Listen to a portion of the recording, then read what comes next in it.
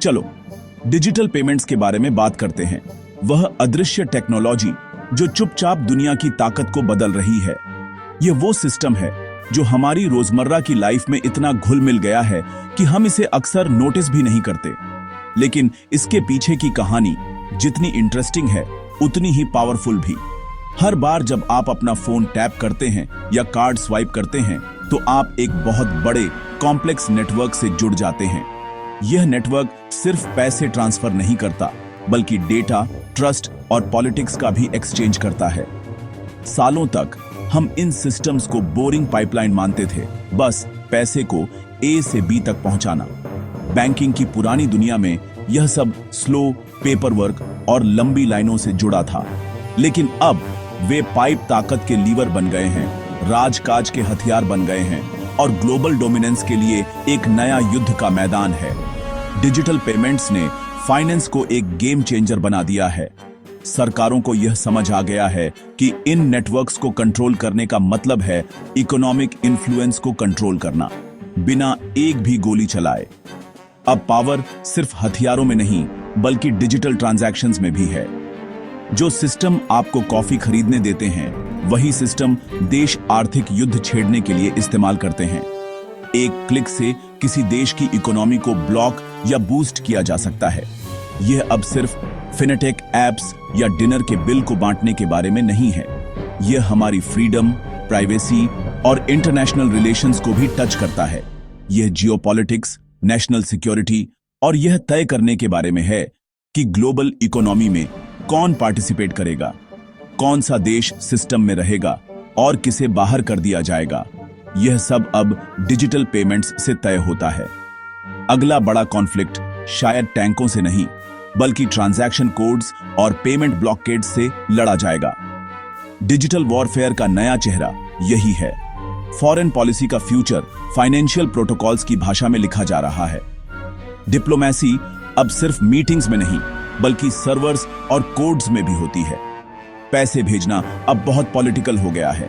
एक ट्रांजैक्शन अब सिर्फ ट्रांसफर नहीं बल्कि एक स्टेटमेंट भी बन सकता है। तो यह आइडिया भूल जाओ कि डिजिटल पेमेंट्स न्यूट्रल या बोरिंग हैं।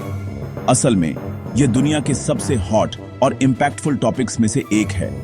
हम यह देखने जा रहे हैं कि ये सिस्टम दुनिया के नए हथियार कैसे बन गए और आपको इसकी परवाह क्यों करनी चाहिए, क्योंकि यह सिर्फ सरकारों की कहानी नहीं बल्कि आपकी भी है। आपके डिजिटल वॉलेट के अंदर की क्रांति आपके सोचने से भी ज्यादा ड्रामेटिक है। हर ट्रांजैक्शन के पीछे एक ग्लोबल पावर प्ले छुपा है।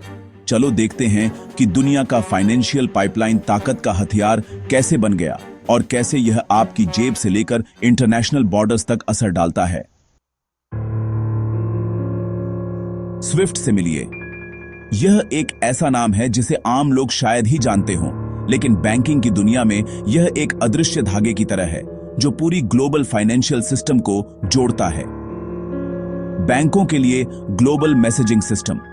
यह पैसे खुद ट्रांसफर नहीं करता बल्कि सिर्फ वे मैसेज भेजता है जिनसे पैसे मूव होते हैं। हर दिन लाखों ट्रांजैक्शंस इसी के जरिए होते हैं। दशकों तक स्विफ्ट इंटरनेशनल फाइनेंस का एक न्यूट्रल बैकबोन था जो बिना किसी पक्षपात के काम करता था। लेकिन इसकी न्यूट्रलिटी तब खत्म हो गई जब अमेरिका और यूरोप ने रूस को यूक्रेन पर हमला करने के लिए सजा देने के लिए इसका इस्तेमाल किया। स्विफ्ट को एक हथियार बना दिया गया।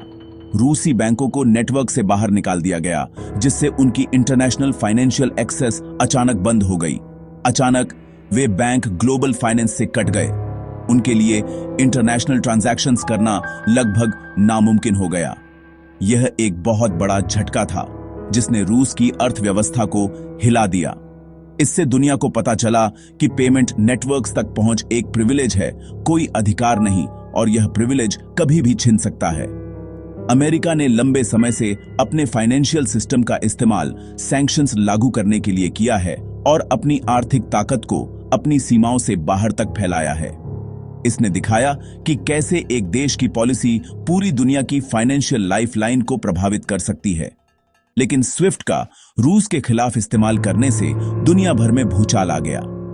देशों को समझ आया, अगर आप वेस्ट को नाराज करते हैं तो आपको ग्लोबल इकोनॉमी से अलग किया जा सकता है। यह डर अब हर देश के दिमाग में बैठ गया। अब देश पूछ रहे हैं, क्या हम अपनी फाइनेंशियल सिक्योरिटी किसी और के हाथ में छोड़ सकते हैं?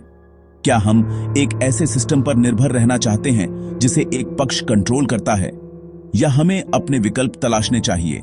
कई लोगों के लिए इसका जवाब नहीं है और इसी वजह से नए विकल्पों की तलाश तेज हो गई है। यह सब एक बंटी हुई फाइनेंशियल व्यवस्था के लिए स्टेज तैयार कर रहा है, जहां हर देश अपनी सुरक्षा चाहता है। फाइनेंशियल न्यूट्रलिटी का युग खत्म हो गया है। अब पैसा सिर्फ ट्रांजैक्शन नहीं, बल्कि पावर का सबसे बड़ा हथियार बन चुका है। जब आप किसी को फाइनेंशियल सुपर वेपन चलाते हुए देखते हैं, तो लगता है जैसे वो दुनिया की ताकत अपने हाथ में ले रहा है, जैसे कोई अदृश्य जंग छिड़ी हो, जिसमें हथियार मिसाइल नहीं, बल्कि पैसे और नेटवर्क हैं। ऐसे में हर देश या लीडर सोचता है, क्या मैं भी अपना खुद का फाइनेंशियल डिफेंस सिस्टम बना सकता हूं? क्या मेरा सिस्टम दूसरों के मुकाबले ज्यादा ताकतवर हो सकता है? इसी सोच के साथ चीन और रूस स्विफ्ट और डॉलर सिस्टम के विकल्प बना रहे हैं, ताकि वे वेस्टर्न कंट्रोल से आजाद रह सकें। चीन का CIPS अब कई देशों को युआन में ट्रांजैक्ट करने देता है, जिससे वेस्टर्न नेटवर्क्स पर निर्भरता कम होती है और चीन की फाइनेंशियल पावर बढ़ती है। रूस का SPFS क्रीमिया के बाद बना एक बैकअप है जब स्विफ्ट ऑफ लिमिट्स हो। यह रूस को इंटरनेशनल पेमेंट्स में ब्लॉक होने से बचाता है। ये सिस्टम धीरे धीरे बढ़ रहे हैं, लेकिन इनका सपना बड़ा है, एक ऐसा समानांतर फाइनेंशियल यूनिवर्स बनाना जिसमें हर देश अपनी शर्तों पर खेल सके। अब दुनिया अलग अलग पेमेंट ब्लॉक्स में बंट रही है, जहां हर ब्लॉक अपनी करेंसी और नेटवर्क को प्रमोट कर रहा है। अगर देश नेटवर्क बदल सकते हैं, तो अमेरिकी सैंक्शंस का असर कम हो जाता है, यानी फाइनेंशियल वॉरफेयर के पुराने हथियार अब उतने असरदार नहीं रहेंगे। ग्लोबल फाइनेंशियल मैप अब नए डिजिटल रेल्स पर फिर से बनाया जा रहा है और इसमें हर देश अपनी जगह मजबूत करने की कोशिश में है। फाइनेंशियल नेटवर्क्स का इस्तेमाल सिर्फ देशों के खिलाफ नहीं होता, वे घरेलू कंट्रोल के लिए भी टूल हैं। विकीलीक्स को अमेरिकी दबाव में बिना किसी कानूनी प्रक्रिया के प्रमुख पेमेंट कंपनियों द्वारा डोनेशंस से काट दिया गया था। कनाडा में प्रदर्शनकारियों के बैंक अकाउंट्स को सरकारी आदेश पर फ्रीज कर दिया गया था। किसी कोर्ट की जरूरत नहीं पड़ी। फाइनेंशियल सेंसरशिप असंतोष और एक्टिविज्म को चुप कराने का एक शक्तिशाली तरीका है। जैसे जैसे हम कैशलेस होते जा रहे हैं, समाज से बाहर किए जाने का खतरा बढ़ता जा रहा है। आपके पैसे को फ्रीज करने की शक्ति का मतलब है आपको पब्लिक लाइफ से मिटाने की शक्ति। बिजनेस अब पेमेंट नेटवर्क्स को सिर्फ टेक्निकल चॉइस नहीं, बल्कि पॉलिटिकल रिस्क मानते हैं। एक सिस्टम पर निर्भर रहना खतरनाक है। सैंक्शंस या ट्रेड वॉर्स आपको रातों रात काट सकते हैं। कंपनियां डाइवर्सिफाई कर रही हैं, लोकल वॉलेट, बैंक ट्रांसफर, यहां तक कि चाइनीज नेटवर्क्स भी एक्सप्लोर कर रही हैं। पेमेंट डाइवर्सिफिकेशन अब ग्लोबल बिजनेस के सर्वाइवल के लिए जरूरी है।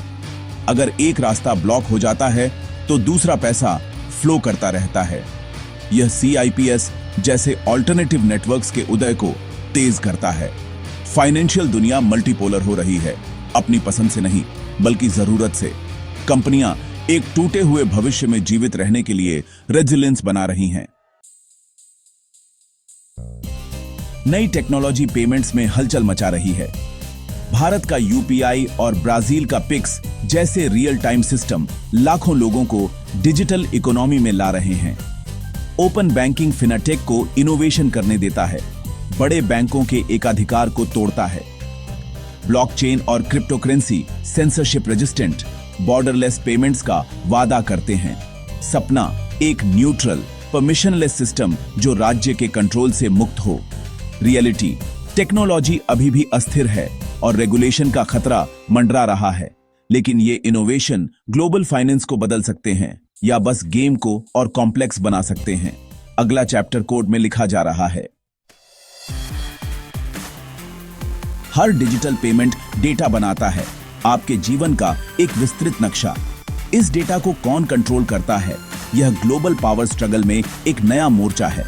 अमेरिकी कंपनियां दुनिया के अधिकांश पेमेंट्स को प्रोसेस करती हैं, जिससे अमेरिकी एजेंसियों को बहुत ज्यादा जानकारी मिलती है।